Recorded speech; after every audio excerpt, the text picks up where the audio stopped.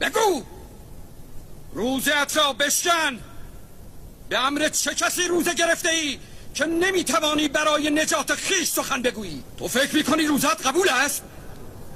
بگو این ننگ چیست؟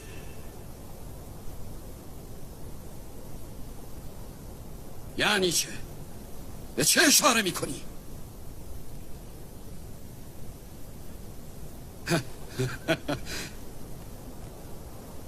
از او بپرسی؟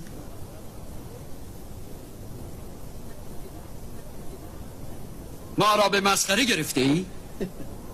این چه بازی جدیدی است؟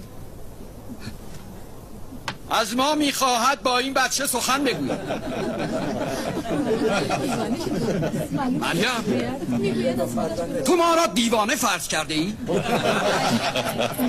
گناه عقل از او زائل کرده. چگونه با بچه‌ای که در قنداق است سخن بگویی؟ میبینید کارمان به کجا کشیده است؟ از ما میخواهد با نوزادش هم سخن شد. پس معطل چه هستی؟ جلو بیایید و با این طفل گفتگو کنید.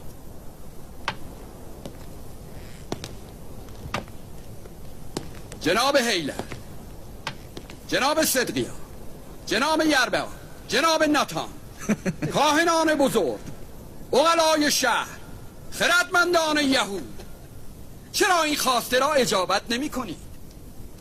به راستی که این کار جرأت بسیار می طلبد.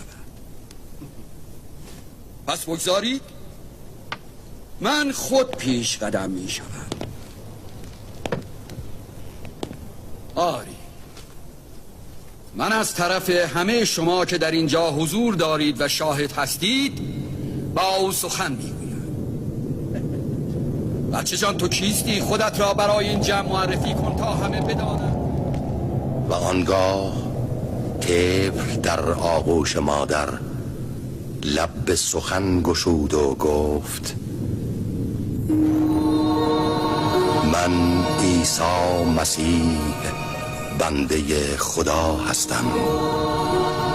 خداوند به من کتاب آموخته و مرا نبوت داده است و هر جا که باشم برکت خدا همراه من است. او مرا به نماز و زکات امر کرده است تا هر وقت که زنده باشم